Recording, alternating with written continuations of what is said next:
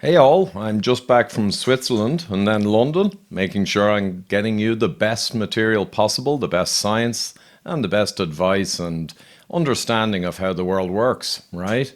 So I'm just back from London, as I said, and I interviewed there Professor J. Bhattacharya of Stanford. He's professor of health policy, and he's been incredibly insightful and courageous during our viral issue. And he's a co-founder of the Great Barrington Declaration, gbdeclaration.org, and we had a fantastic conversation at a Together event in London. So here it is. There's some background noise, but I think my mics perform pretty well. And it was so amazing to actually meet this great man. So enjoy the conversation. We really get down to the reality and a lot of useful information now that we look back after a couple of years and all the data is in. Don't forget to subscribe and hit the notification bell, and please do share this, comment below, and let's keep the conversation going. So here we go, Professor J. Bhattacharya. Huge privilege for myself today. I've come over to London from Ireland specifically to meet with Professor J. Bhattacharya, a legend, if I may say so. Too kind. Well, no, in terms of rationality, logic, balance, and I noticed that you many times maybe pulled some punches, and quite rightly, to not give ammunition perhaps to the other side. I only say things that I believe are true. And not everything you believe is true, perhaps. But I think as a founder or co-founder of the Great Barrington Declaration, I had such hope in September, October 2020 when I saw this emerging, and I saw 40, 50,000 doctors and scientists signing, as well as 700,000 public, but key were the doctors and scientists.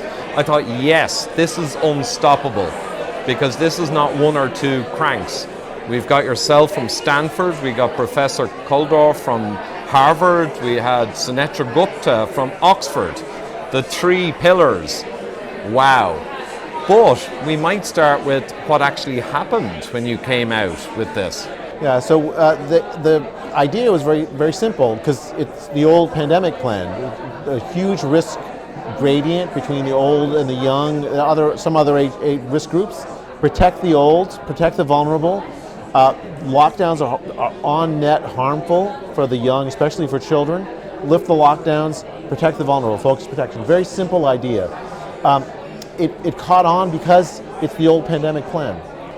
I believe that at the time, and even now, there's a consensus against the strategy we followed. The strategy of maximum panic, uniform lockdowns, suppression of the disease to zero as if it were possible, even though we had no technology to do so.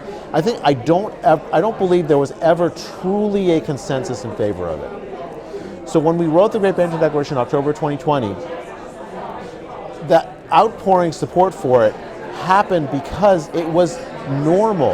It was what you would have expected from scientists looking at the parameters, the risk factors of the disease, the harms from lockdowns. This is normal would have expected. The official powers that be, the World Health Organization, the Tony Fauci of the National Institute of Health, Francis Collins, the head of the National Institute of Health, they viewed the Great Barrington Declaration as a mortal threat. 4 days after we wrote it, Francis Collins wrote an email to Tony Fauci calling me, Sunetra Gupta, and Martin Kuldorf fringe epidemiologists. And they employed propaganda techniques, including their deep connections with media, to essentially suppress us, to marginalize us, to controversialize us. Absolutely, and you know what? Google, I think, famously for me at the time, you were off the search engine for a few days until there was an uproar. But it was a crucial few days or a week where you could not find GB Declaration. Yeah, I mean, they worked very hard to suppress, because it had gone viral. Tens of thousands of doctors had signed it. It shattered the illusion that there was a consensus in favor of lockdown. And that's why they suppressed it.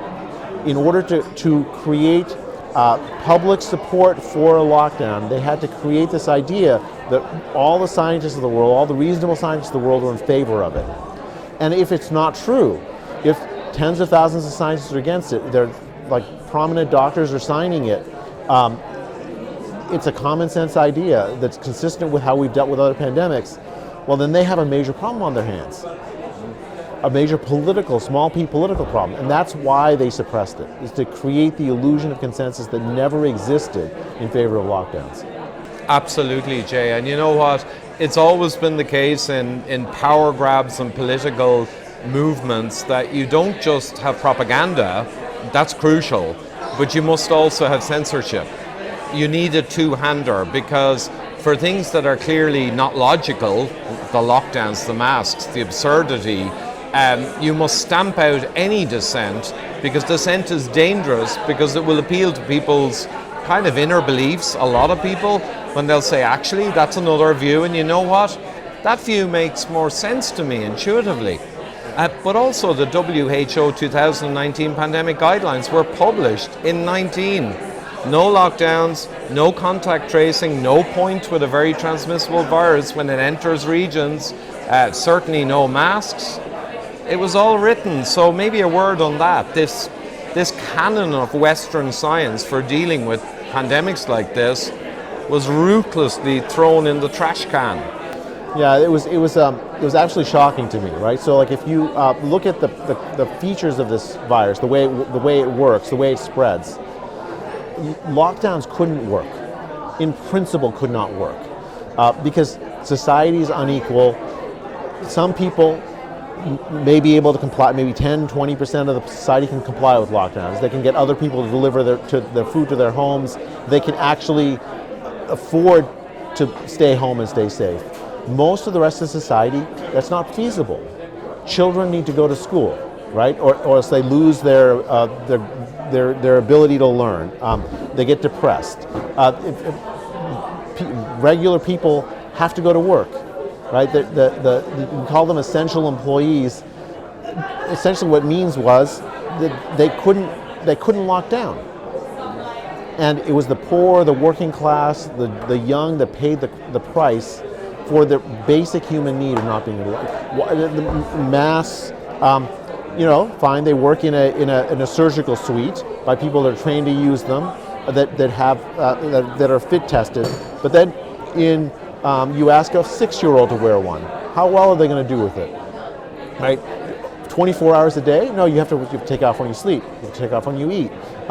They adopted policies that on their face could not possibly stop the epidemic. And they pretended as if it was immoral not to obey the commands they put in place. They weaponized, they meaning like the public health, weaponized empathy in order to create compliance with things that could not possibly stop the epidemic. Or even mitigate substantially. And the thing is, Professor Gigi Foster in Australia, I interviewed, and she published a paper on a cost-benefit, which none of the authorities did.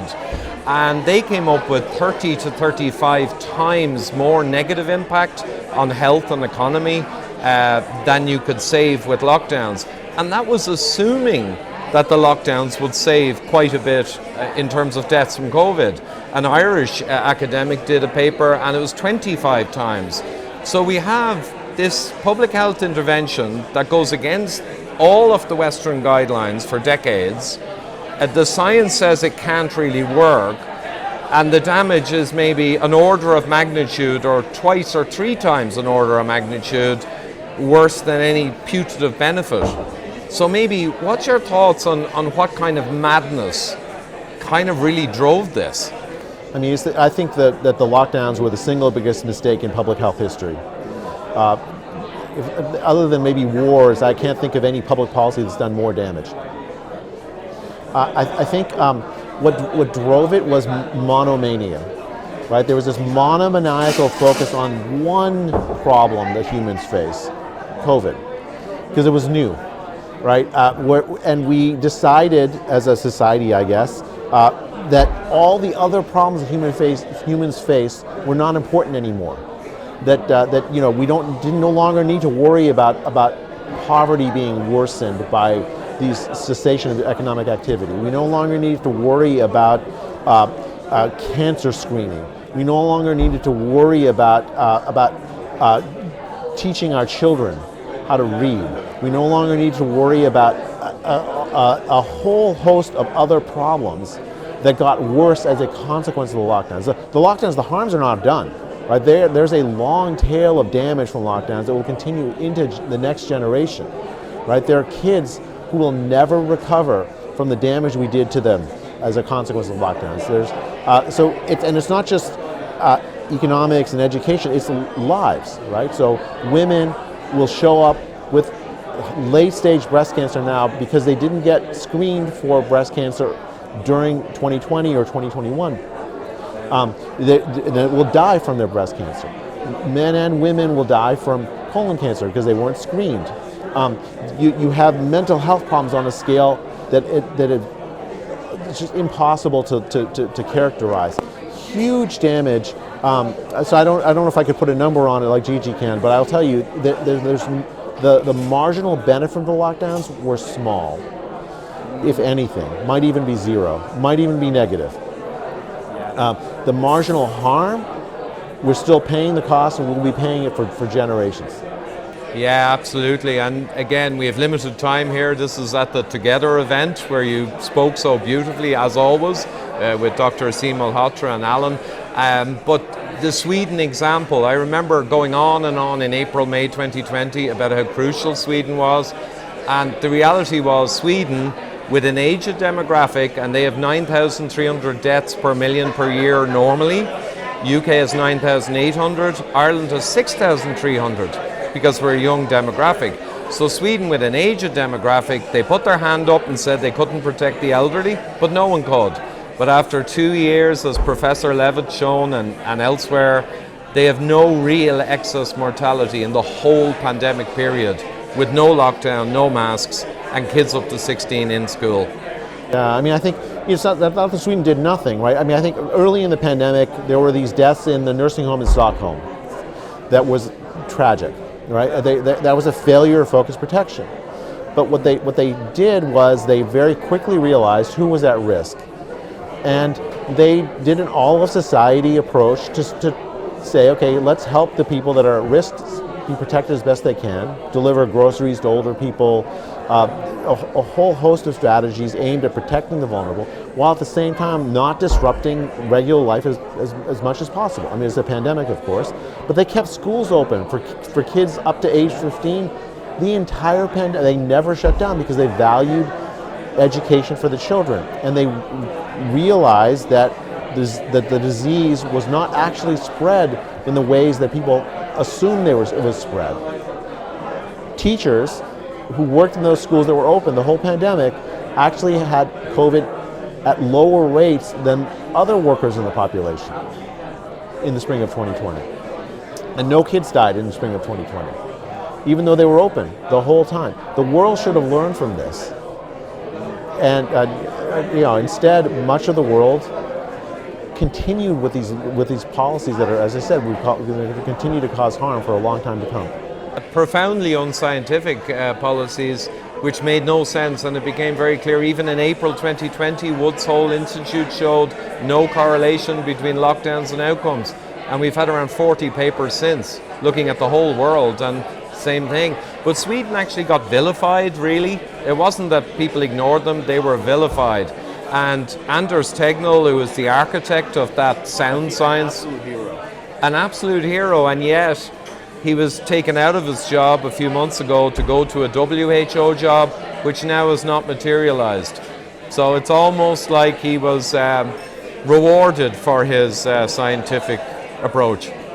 Well, I mean, I think in my view, what he did was an absolute enormous service to the people of Sweden and to the people of the world, because it showed a model of what like the normal pandemic plan, if implemented as best you can actually accomplish.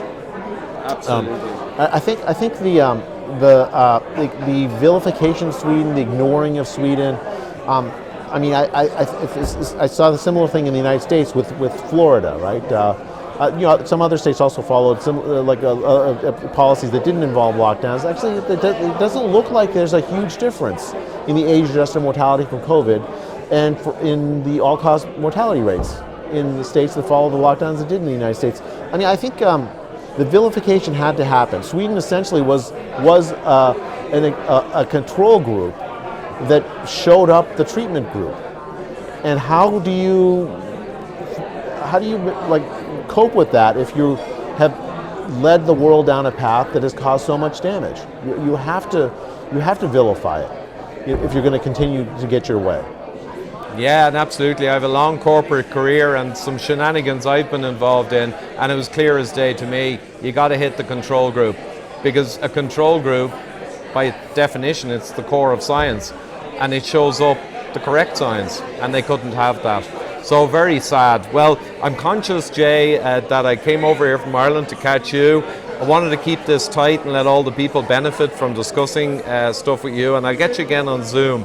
But I'm going to finish on a personal note, actually. My father, Nick Cummins, was a very technical man. He was a corporate manager, and my friends used to call him Wise Man Cummins, because he was a very thoughtful man. And I know if he was still alive, he died many years ago, that he would have certainly seen through this madness, and maybe I would have helped him a little.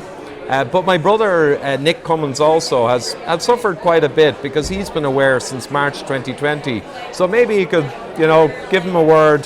Professor J. Bhattacharya, say, hang in there. Nick, hang in there. I'm glad to hear that you saw sense from the beginning, and stay the course. Absolutely. Well, thank you so much, Jay.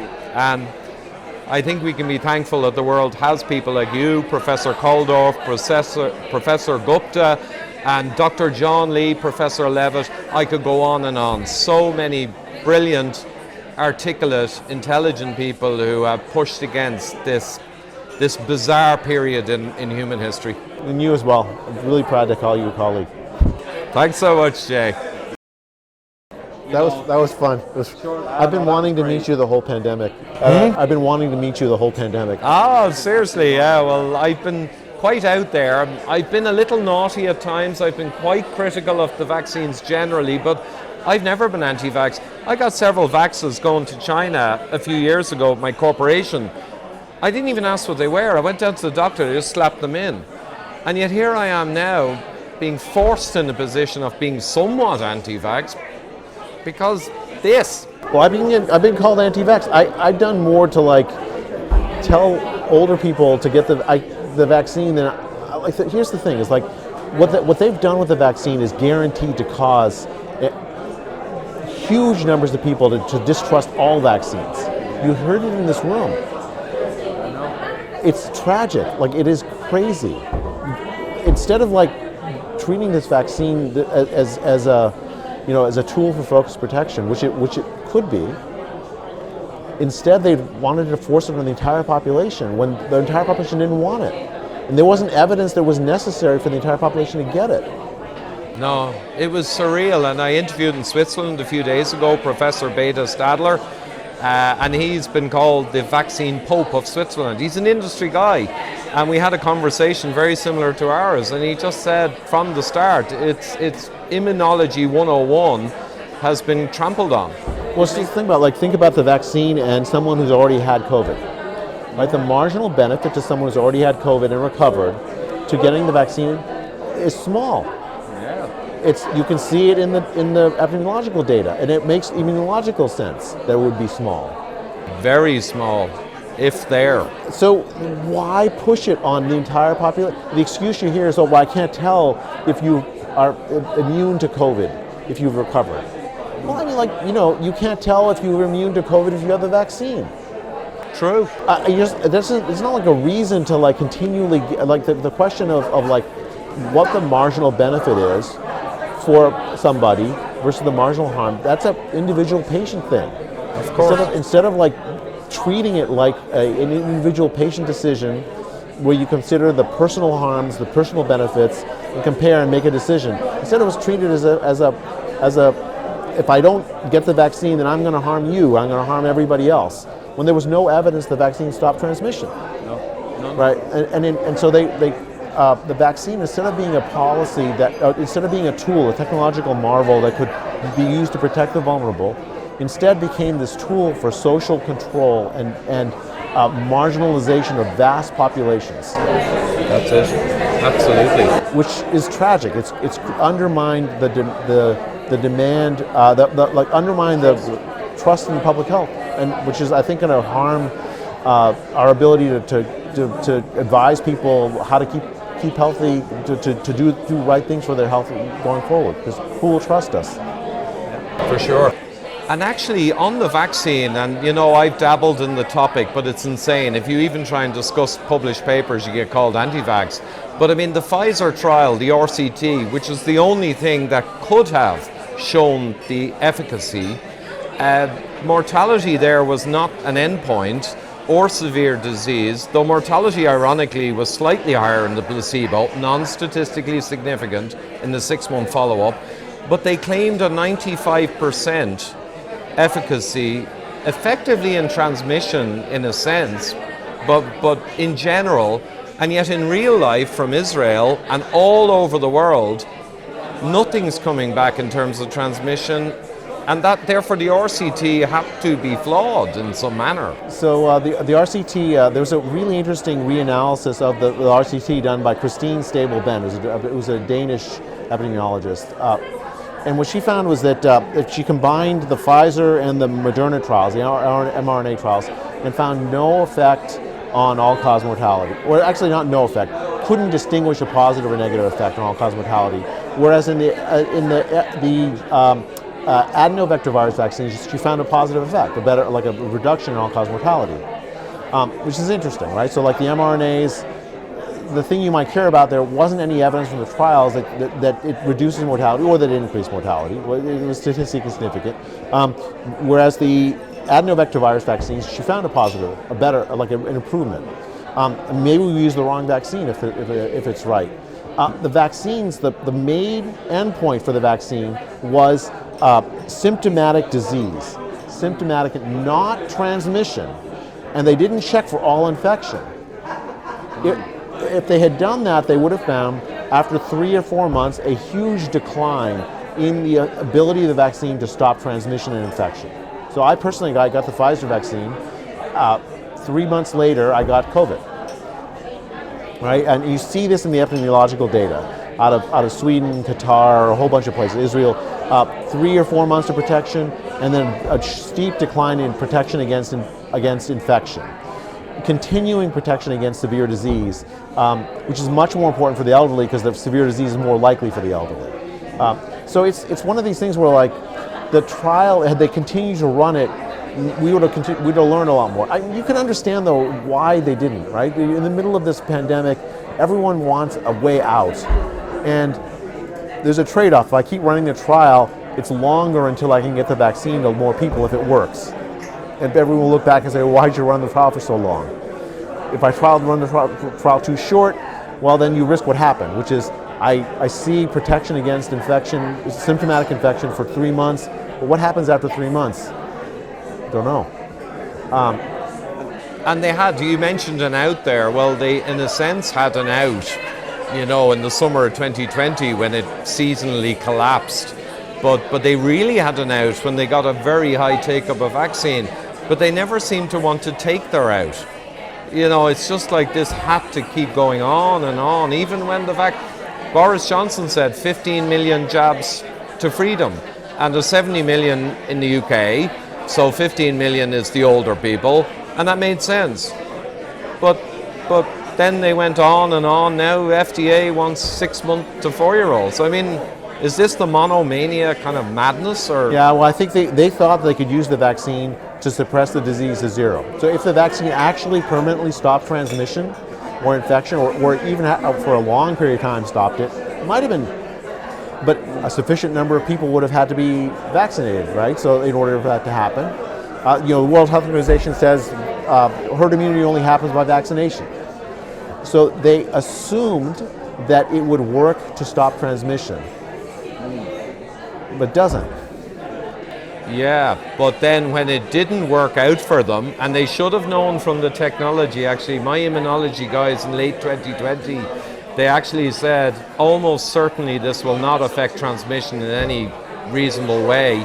But let's say they believed it might. They then went on to throw good money after a bad at a fever pitch. And it's cost the population enormously, right? They continued on with that error. Yeah. When they saw heavily vaccinated populations in Israel, elsewhere, starting to see waves again, that should have been the end of the idea that you could use the vaccine to suppress the disease to zero, that you could get the herd immunity with the vaccine. That should have been the end of that idea. But it was, once you have a ship moving in a direction, it's very difficult to turn it. And it was one of these policies that rather than admitting failure, they doubled down on it, causing tremendous harm by with vaccine passports, vaccine mandates, which I think have undermined trust in public health. Yeah, and they made no scientific sense from the start. But yeah, big ship, maybe like the Diamond Princess, which kind of gave us the answer before this thing even blew, of what the 1,000x higher impact to elderly versus younger, and basically a flu envelope level impact, maybe a little worse than your average flu, but certainly not really worse than 57 or 68 when that hit middle-aged people. It's kind of a crazy period. Do you think, finally, are we going to come out of it now? Are we going to be able to come out of it? Sorry, we're recording here.